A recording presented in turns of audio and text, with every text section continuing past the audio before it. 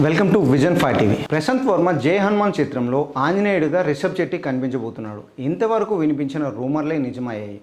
దీపావళి సందర్భంగా జై హనుమాన్ నుంచి ఫస్ట్ లుక్ను ప్రశాంత్ వర్మ రిలీజ్ చేశాడు. ఇందులో ఆంజనేయుడి లుక్లో రిషబ్ అదరగొట్టాడు.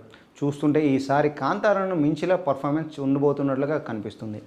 జై హనుమాన్ ఈ దెబ్బతో కన్నడలోనూ కొంగొత్త రికార్డును క్రియేట్ చేయబోతున్నట్లుగా కనిపిస్తుంది. జై హనుమాన్ సినిమా హీరో ఎవరా అంటూ ఇన్ని రోజులు చాలానే రూమర్లు వినిపించాయి. తెలుగు హీరో కోసం టీం చాలానే ప్రయత్నిస్తున్నట్టుగా తెలుస్తుంది. రామ్ చరణ్ లేదా చిరంజీవి అయితే ఈ రోల్స్కి బాగుంటుందని నిర్మాతల నిరంజన్ రెడ్డి భార్య తన చాయిస్ గురించి చెప్పిన సంగతి తెలిసిందే. అయితే ప్రశాంత్ వర్మ మాత్రం కన్నడ హీరోని ఫిక్స్ చేసుకున్నాడు. ఈ మేరకు గత కొన్ని రోజుల నుంచే లీక్స్ వస్తున్నాయి. కన్నడ నుంచి ఎస్ లేదా రిషబ్ శెట్టిలను ప్రశాంత్ వర్మ ప్రయత్నిస్తున్నారని చెప్పుకొచ్చారు. ఎస్ కాస్త బిజీగా ఉండడంతో ఆంజనేయుడి పాత్రకు రిషబ్ శెట్టి వద్దకు వెళ్ళింది. అసలే కాంతారా ఊపులో ఉన్న రిషబ్ శెట్టిని ఆంజనేయుడిగా పవర్ఫుల్గా చూపించేందుకు ప్రశాంత్ వర్మ సిద్ధమైనట్లుగా తెలుస్తుంది.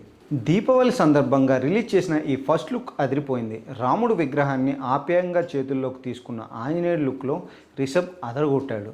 త్రేతాయుగంలో ఇచ్చిన మాటను కలియుగంలో నెరవేర్చబోతున్నాడు అంటూ పోస్టర్ మీద ఉంది. జాతీయ అవార్డు గ్రహీత అయిన రిషబ్ శెట్టి ఈ ప్రాజెక్టులోకి రావడం ఎంతో గౌరవప్రదంగా ఉందని ప్రశాంత్ వర్మ అన్నాడు. ఇక ఈ దీపావళికి జై హనుమాన్ అంటూ నినాదాలతో హోరెత్తించిన ప్రశాంత్ వర్మ ట్వీట్ చేశాడు. ఈ జై హనుమాన్ నుంచి నిరంజన్ రెడ్డి తప్పుకున్నట్లుగా కనిపిస్తుంది. కంప్లీట్ ప్రాజెక్ట్ మొత్తం మైత్రి మూవీస్ హ్యాండ్ ఓవర్లోనే వచ్చినట్టుగా పోస్టర్ చూస్తే అర్థమవుతుంది.